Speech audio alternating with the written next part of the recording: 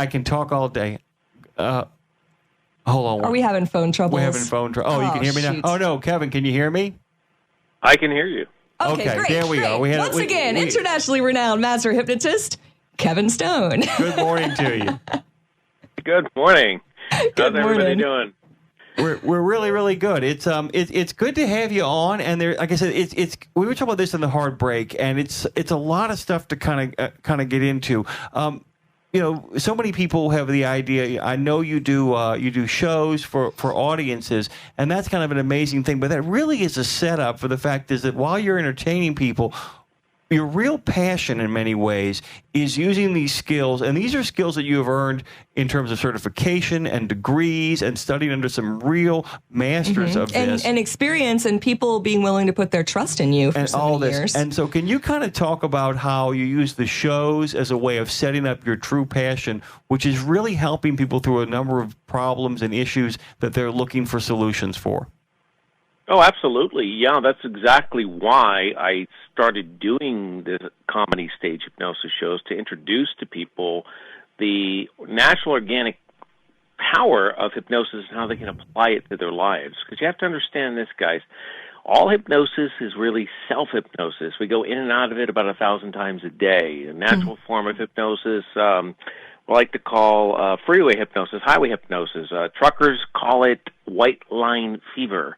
It's when you really start to just get focused on the road and you listen to this program, your arms out the window, you're feeling good, you get a big smile on your face, you realize your exit was about 3 exits back somewhere. That's a common form of hypnosis. Childbirth, yoga, karate, watching a good movie, reading a good book, that's all hypnosis. It's so funny, too, because there's a great book by Victor Turner called From Ritual to Theater, where he actually comes up with the idea of the flow, which many athletes will end up calling the zone. And right. and a lot of that, the repetitive nature of an athlete engaged in their sport, or the repetitive nature of a person doing their 10,000 hours that Malcolm Gladwell kind of goes into, the thing that throws people, Kevin, is the fact that they think too much about what they're doing and they leave the flow or the zone. Part of what you do really is help people kind of be in control of that zone, to kind of understand how to go there and stay there, right?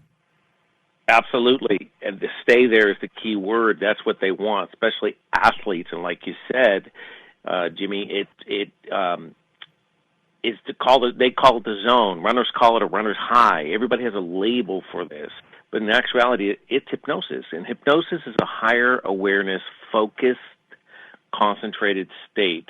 And once you get into that state of mind, that's when you can do the programming. You can take out the negatives that are impeding your life and replace them with positive to change your life. So if you're a smoker, you can change smoking, weight, whatever it is you really think about. The applications of hypnosis can work for you if you allow it to work. Because like I said, I don't have any mysterious powers. I don't sprinkle voodoo dust on you. None of that happens. I'm a guide. I'm a facilitator. And I help you to go into that hypnotic state, or that zone, if you will, and to be in that higher awareness state to change your programming of how you're thinking. Because you have to remember this as well. All behavior is learned behavior. So if you're learning it, you can unlearn it. But you need the tools to do that. Now, if that's what hypnosis is, can we kind of talk for a minute about what it isn't? Because, when you say hypnosis, I mean, I'll admit the first thing I think of is some old movie, a guy sitting in a chair with a metronome and a spirally thing. You are getting very sleepily, and before you know it, like you're a Russian sleeper agent, so. Or you're in a sleeper berth in North by Northwest, but it all works out. Wow. It's a rich tapestry. Yeah, that you guys have done your homework. I love that. Yeah, that's exactly what it isn't, and that's what I, again, through the comedy stage hypnosis shows that I do all over the world. That's what I help people, because there's an educational platform underneath the show while we're having a good time laughing, and it's completely audience interactive. But there's an educational platform to really show you and teach you that it's not what you see on TV. It's not what you see in the movies. Hypnosis is done with words in a sentence structure that your mind understands and then receives that information. And so I explain it all the time. I don't get the the metronome and the hypno disc out and instantly you're hypnotized. It just doesn't work that way. And I'll let you guys in on a secret. You guys are actually hypnotists as well. You just don't know it. And so the reason I say that, and this is where you guys go, wow, what do you mean, right? Go ahead. That sounds dangerous. I like it. I like it. No, the reason you are is because you have some great listeners who are listening to this program right now. And so what you don't realize is you're using words. That's what you do. People can't see you.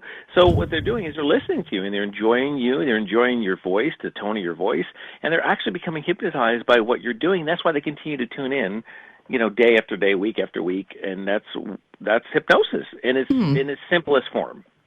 Can we kind of go way back in the Wayback Machine and kind of talk about when you really first developed? There are two things that happen. First of all, we do something, and then we realize we're doing something, and then we want to learn more about what we're doing. Can you kind of take us through your journey that gets you into a place where you are who you are now? You're talking about me personally, or you're talking about in general for people to help themselves through the tool of hypnosis? Well, no, you personally. You personally. Oh, okay, great. Yeah, well, all right, great.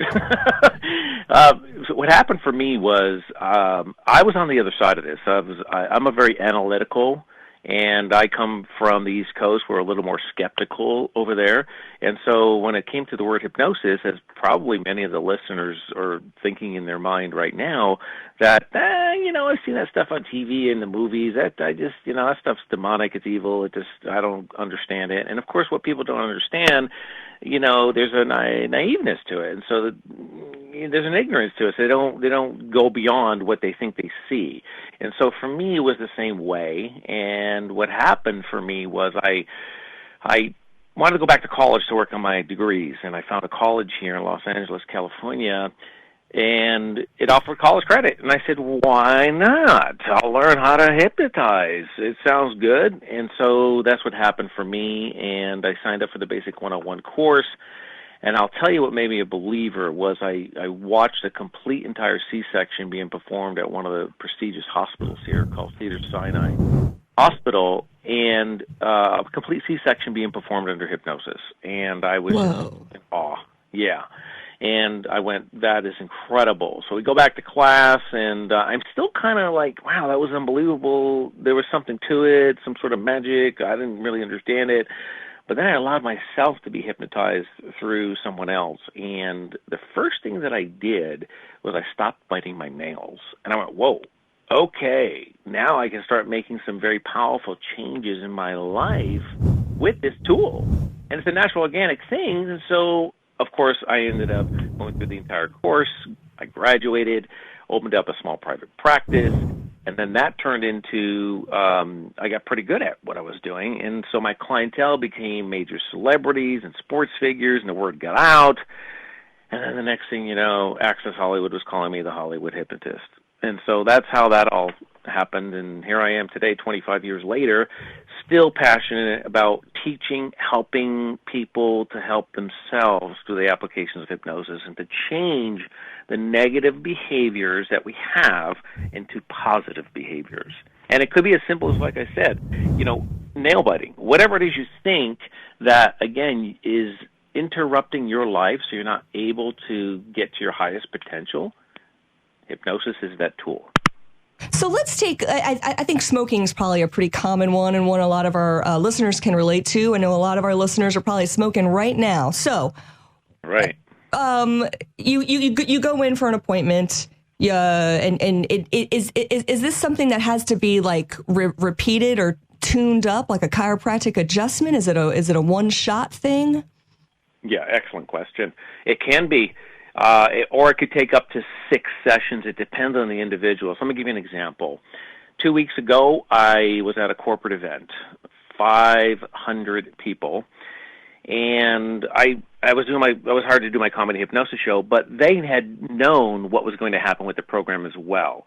And so this gentleman comes up on the stage, and I didn't know who he was. I don't know anyone. They just come up, they volunteer. And I had found all this out after the show. So he comes over to me and he goes, "Listen, I didn't want to come up on this stage. My wife had just seen you on television, and she knew that you were going to hypnotize me, not only have a good time and be part of the show, but you give some very powerful suggestions to change your life. So I came up here to basically stop smoking." Now, this guy, he was a 2.5 pack a day Camel non-filter 40-year smoker.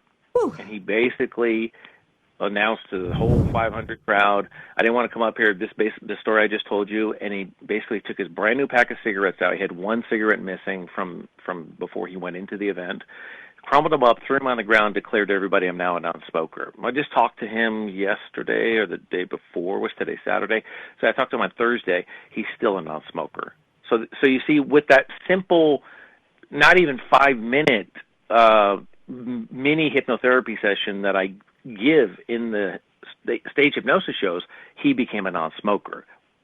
So it could happen just like that with one session or 5 minutes of going into hypnosis with my guidance, or it could take up to 6. It really depends on the individual.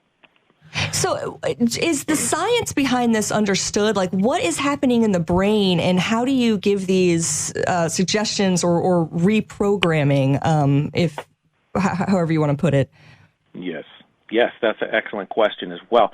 Yeah, the applications of science have now, again, through the years, have recognized hypnosis, started studying it, hooking up machines, studying the patterns of the brain and how it goes into this state of mind.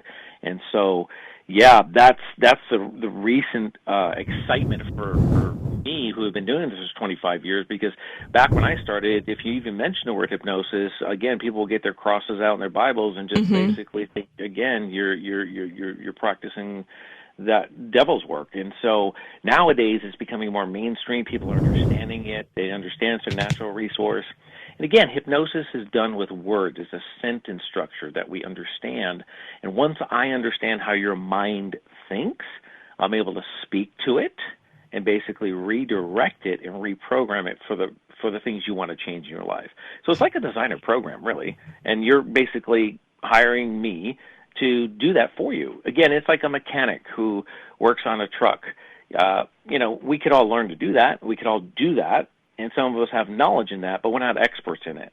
So you basically call the expert to come in and find out what that little knocking noise is doing in the engine. He knows right away, and he's able to fix it rapidly and quickly and get you on your way. Now, can unskilled or untrained hypnotists do damage, or can people, even worse, purposely do damage? Yeah, no, that's another question that comes up a lot, because people think, "Oh, wow, if you have these mysterious powers, then you can just basically hypnotize people, go into the bank, hypnotize the tellers, tell them to put the money in the bag." Russian sleeper agent, yes. Yeah, see, Russian sleeper. Let me tell you right now, man, I saw Cats, and it was, this is better, and I would see it again and again and again. Remember that bit from Saturday Night Live? Yeah, okay, yeah, I'm sorry. Exactly. Go ahead. Exactly.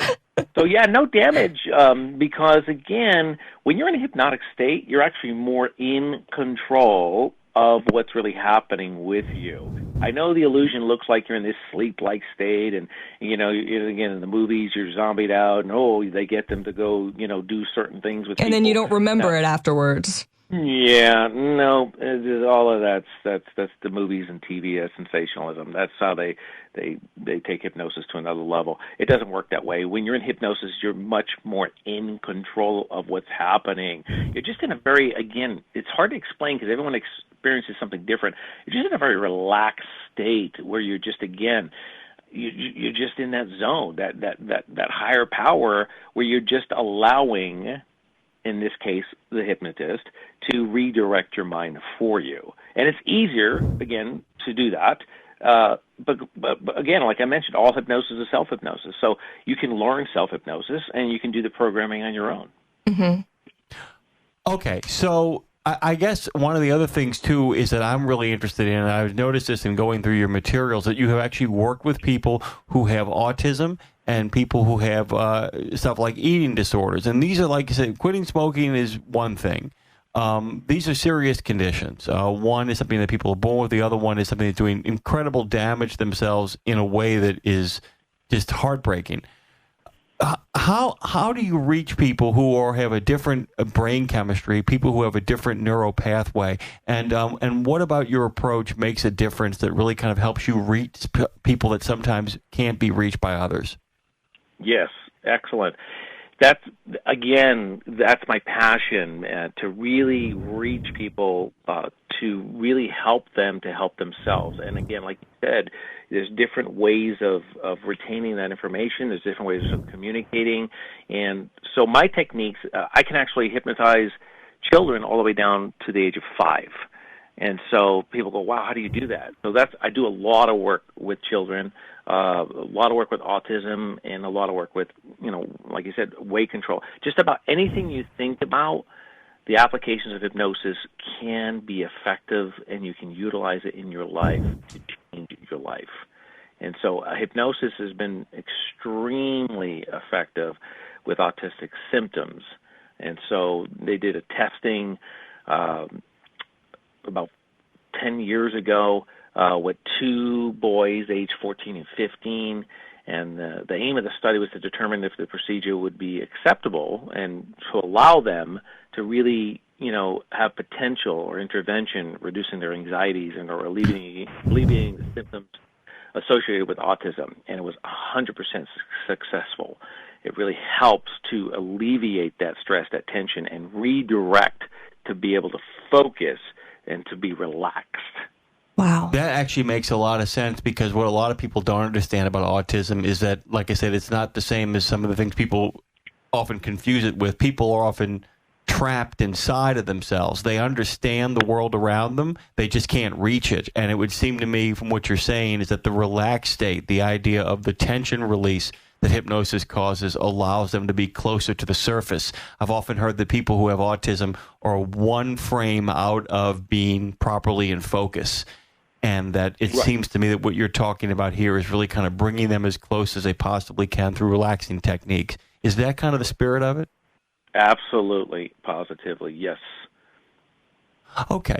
So in regards to people who, now I wanted to ask you really quickly about this too, in regards to self-hypnosis, because you can also help people kind of help themselves, to give them techniques where once you've worked with them, they can then in turn use some of the stuff that you have given them, not all of it, but some of the stuff they've given them to help them kind of maintain and regulate themselves, to kind of give them the skill set they need to kind of continue the success patterns you've created for them, correct? Absolutely. That's exactly, my titling, is board certified hypnotherapist, master hypnotist. And so what I really am is a teacher, and I really teach people to utilize this natural organic state called hypnosis to empower their lives. And so, yes, I teach self-hypnosis, how to get into the hypnotic state, how to stay into that state, make the changes, the reprogramming, and then come out of the state.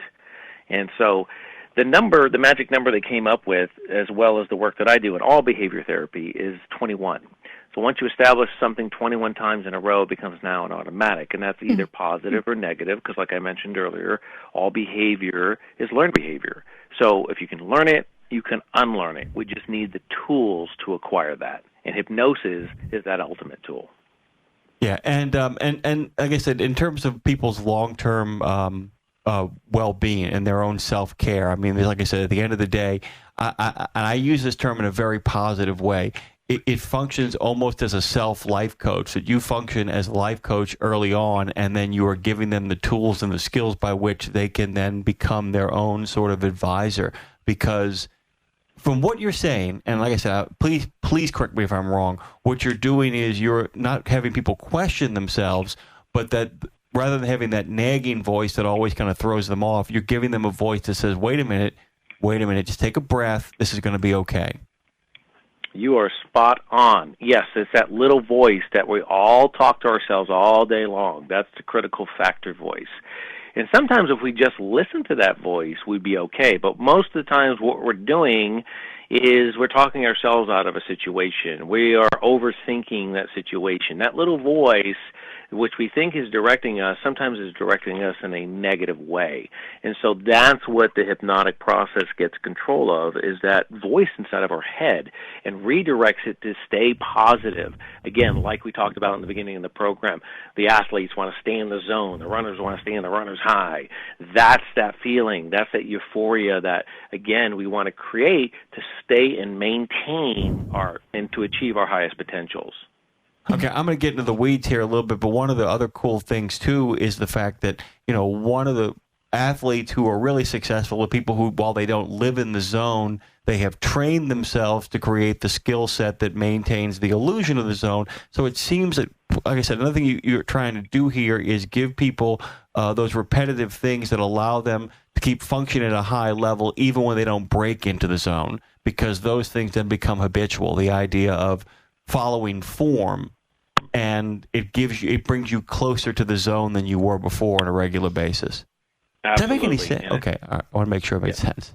Gotcha. Making perfect sense. I'm like, wow, you've really done your homework on this. Well, the great joke we make about everybody that comes on the show, we're really proud of this about this, is the fact that we actually we book our guests for a reason, and we thought this stuff was really, really groovy, so we kind of really dug into it, and a lot of it makes a lot of sense. Can I ask you? Go ahead. Yeah, that's what I encourage people to do. Again, like I mentioned earlier, when I first got into this, we couldn't even call it hypnosis, and I got into the medical field. They didn't understand it, and there was a lot of pushback and rejection about it.